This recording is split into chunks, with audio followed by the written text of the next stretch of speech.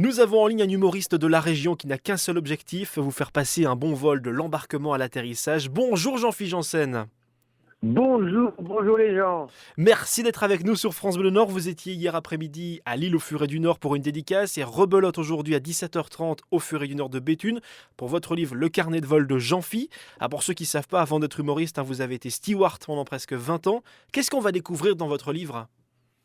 Qu'est-ce qu'on va découvrir? Plein d'anecdotes que j'ai racontées ou pas racontées encore à la radio, des choses qui ne se disent pas et qui s'écrivent. Donc j'ai raconté des anecdotes sur mes années vécues en l'air, en vol, en escale, des anecdotes sur des phrases clés que les passagers ont pu me dire ou que des hôtesses ont pu me rétorquer, enfin des petites phrases qui font mouche comme des brèves de comptoir, mais c'est des brèves d'avion en fait. Ouais. et puis après il y a des vraies informations pour les gens, des choses que j'ai été habitué à voir, par exemple les passagers qui oublient toujours telle ou telle chose, parce qu'il y a plein de passagers qui l'hiver s'en vont en vacances dans des pays où il fait bien chaud, mais qui oublient qu'en rentrant à Paris il fait toujours -5, et souvent ils sont en short, et donc je leur dis n'oubliez pas quand même de mettre une petite chaîne dans le sac de cabine, parce que sinon vous allez être obligé de voler la couverture de l'avion. Voilà, c'est des petits conseils comme ça et qui font un peu sourire et qui moi m'ont fait sourire tout au long de ma carrière. Donc c'est un livre qui se veut plutôt là pour vous donner le sourire et en plus en apprenant des choses de façon ludique. C'est bienveillant. C'était important pour vous de rassembler ces souvenirs de votre ancien métier ?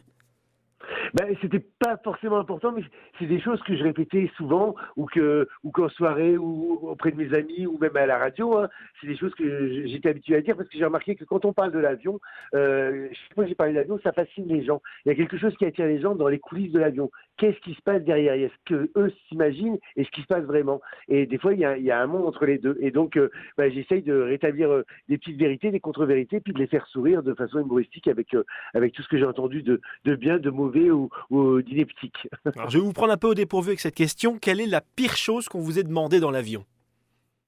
La pire chose qu'on m'a demandé dans l'avion, c'est de nettoyer des sous-vêtements, parce que la dame avait été malade, elle me demandait si je pouvais faire une lessive, elle pensait qu'il y avait vraiment un pressing dans l'avion. Donc je vais comprendre que non, je pouvais lui donner un sac pour mettre ses affaires dedans, mais qu'en aucun cas je pouvais m'amuser à les laver, que si je lavais le petit linge de tous les passagers, on ne serait pas arrivé. J'imagine, ça ne devait pas être évident.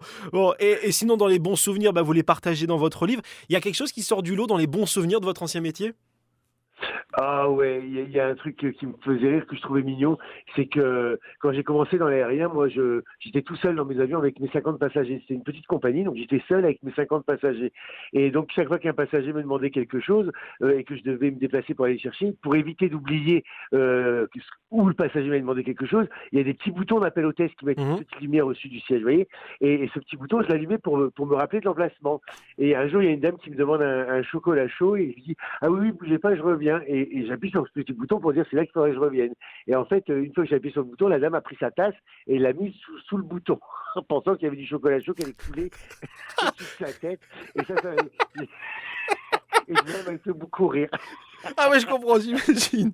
Euh, Aujourd'hui, vous vous envoyez en l'air sur scène, c'est une autre forme d'adrénaline. Le métier de steward, ça vous manque pas trop ?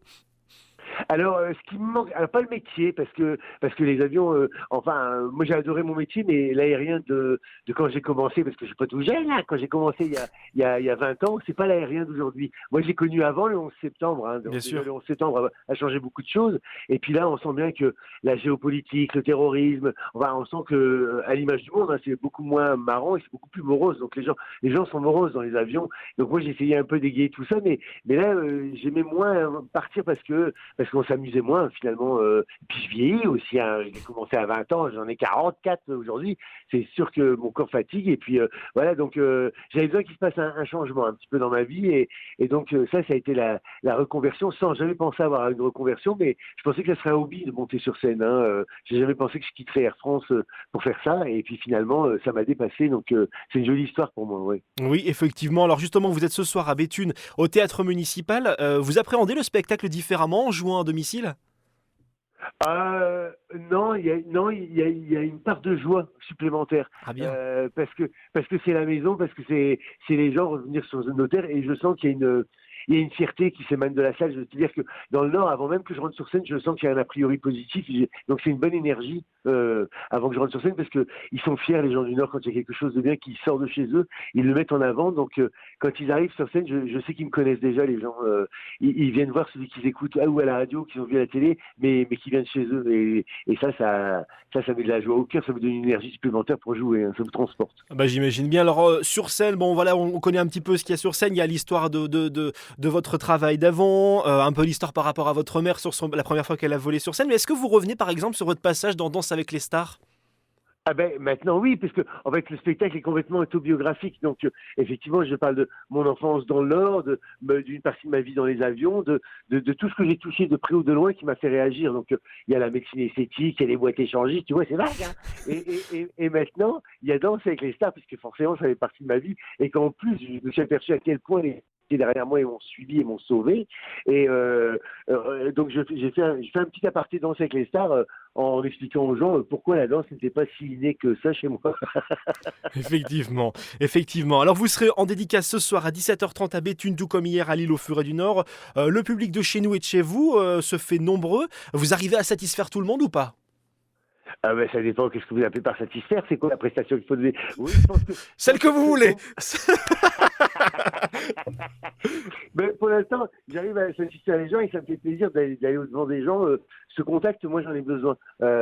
Et pour le livre et pour le spectacle. Mais c'est important d'avoir le reçu des gens et puis de savoir qu'ils sont contents. Voilà, moi, c'est ça. Ça fait partie du job. Et c'est un métier de contact. De toute façon, comme Stewart, on ne fait pas ce métier si on n'aime pas les gens. Et on ne fait pas l'humoriste si on n'aime pas les gens non plus. Il faut voir les gens. Et faire rire, c'est quelque chose qui me fait plaisir. Si j'arrive à faire rire, ça me fait plaisir. Alors justement, j'en fais dernière question. Est-ce que vous êtes content?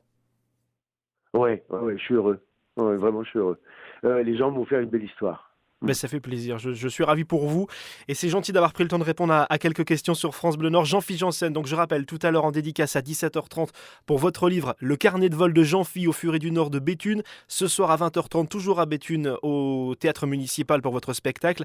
Merci beaucoup d'être intervenu sur France Bleu Nord cet après-midi. À bientôt. Avec grand plaisir, merci beaucoup et à très bientôt.